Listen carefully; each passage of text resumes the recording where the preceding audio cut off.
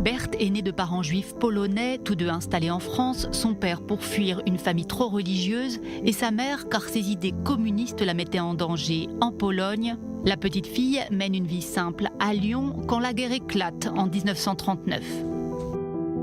En 39, 40, j'avais 8 ans. Mon père a décidé de partir à Bordeaux.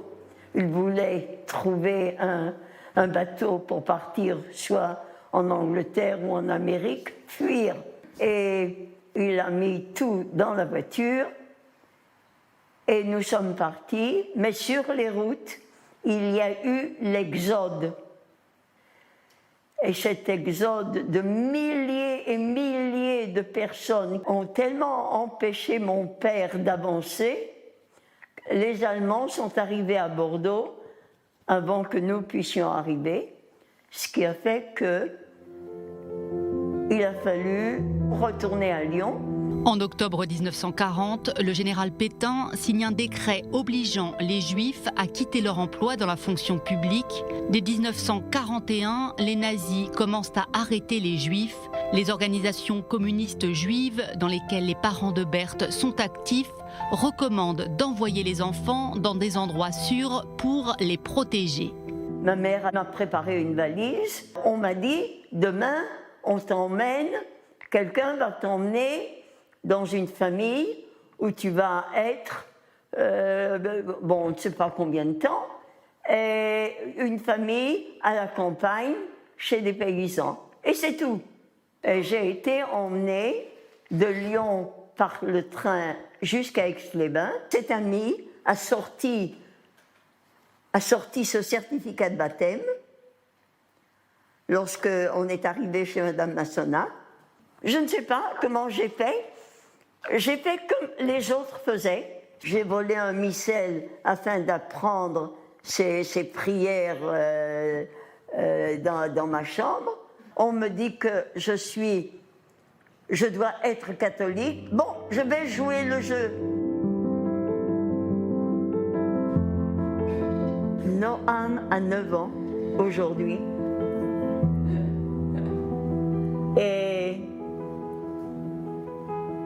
j'avais un tout petit peu plus que son âge lorsque je suis arrivée chez Madame Massona. Je suis fière de pouvoir encore profiter de cette 4e génération. En juillet 1943, Mussolini est arrêté et emprisonné et les troupes italiennes cessent de coopérer avec les nazis. En réponse, l'Allemagne envahit la partie de la France occupée par l'Italie et terrorise les Juifs. Il y a eu des familles juives qui étaient venues se cacher à Aix-les-Bains, qui étaient venues se cacher d'ailleurs dans toute cette région. Quelqu'un du village a dénoncé. Les Allemands sont arrivés, des soldats allemands, on leur a dit d'arrêter des Juifs.